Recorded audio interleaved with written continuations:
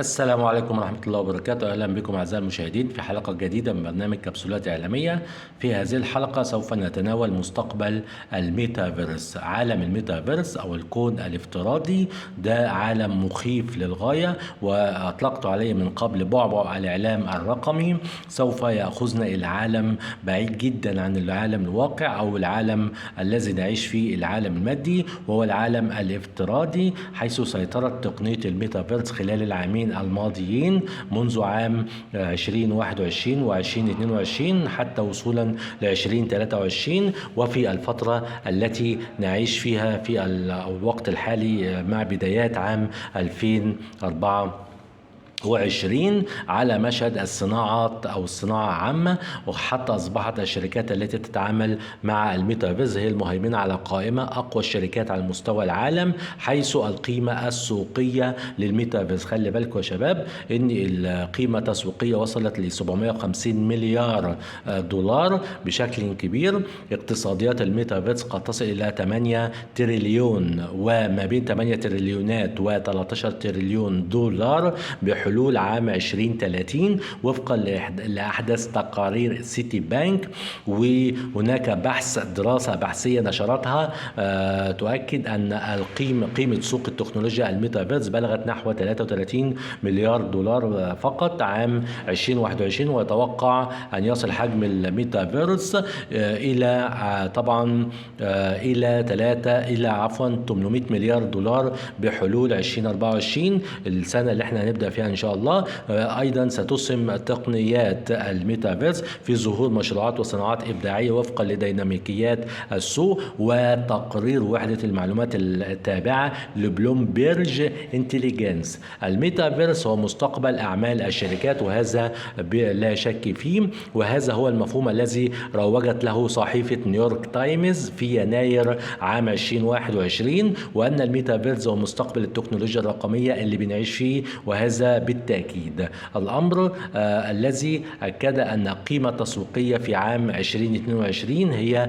الشركات الأكثر استثمارا في الميتافيرس، زي طبعا مايكروسوفت وميتا وجوجل وانفيديا، وتلك هي الشركات الكبرى والمنصات التي تحقق معدلات نمو هائلة في عالم الميتافيرس والسوشيال ميديا والإعلام الرقمي بوجه عام، مما جعل هذه الشركات الأربعة وغيرها الأكثر نموا اقتصاديا في العالم، على الرغم من أن هناك العديد من المحللين والمهتمين والعاملين في مجال التكنولوجيا المعلومات على مستوى العالم، إلى جانب محرري هذا القطاع في الصحف والمجلات والخبراء في تكنولوجيا المعلومات قد احتاروا في مفهوم الميتافيرس منذ إنشائه وإطلاقه حتى الآن. كما نعلم أن الميتافيرس ليس فكرة جديدة، وإنما هو طبعا قديم منذ عام 1992 عندما ذكره الكاتب الأجنبي أو الأمريكي نيل ستيفنسون في روايات سنو كراش أو تحطم الجليد.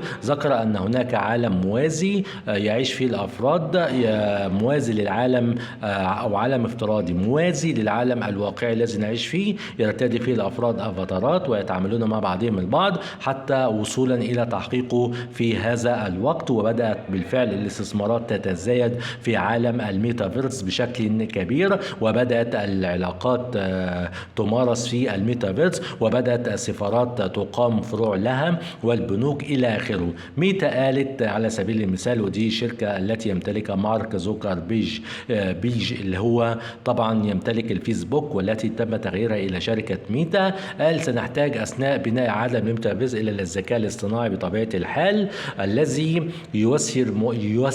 ييسر معظم المهام الصعبة التي تجعل تجارب الحوسبة من الجيل التالي ممكنة، ويعني هذا مواصلة العمل في مجالات مثل التعلم الذي يخضع للإشراف الذاتي. لذا لا نعتمد على مجموعات البيانات المحدودة التي يتم تصنيفها، والذكاء الاصطناعي متعدد النماذج الحقيقية، وبالتالي يمكننا بدقة تفسير أنواع التفاعلات التي ستتم في مساحات ثلاثية الأبعاد والافتراضية. خلي بالكم يا شباب إن الميتافيرس ده ثلاثية الأبعاد وتقنيات متطورة، ويدخل فيها طبعا الذكاء الاصطناعي بشكل كبير. أيضا أيضا هناك لا نزال ده كما قالت شركة ميتا، لا نزال في بداية رحلتنا، وستوفر التطورات التي حققناها اليوم لمحة سريعة عما يمكن تحقيقه من خلال قوة الميتافيرس أو الذكاء الاصطناعي والعلم المفتوح. خلي بالكم يا شباب، الميتافيرس له استثمارات عديدة. مستقبل الميتافيرس مليء بالغموض والتساؤلات العديدة. الميتافيرس سوف يحول حياتنا إلى كابوس إذا لم نحسن استخدامه ونعي به وبخطورته وأهميته في الوقت نفسه. الميتافيرس قد يؤدي له تأثيرات سلبية كثيرة، منها الانتحار، منها العزلة، منها الشيزوفرينيا، منها الانفصام في الشخصية، غيره من المخاطر التي تعرض أو التي تحدث عنها خبراء علم النفس. الميتافيرس يؤكد على أن المستقبل يحمل لنا العديد من علامات الاستفهام، فقط علينا أن نعي مخاطر الميتافيرس. شكرا لكم وإلى اللقاء.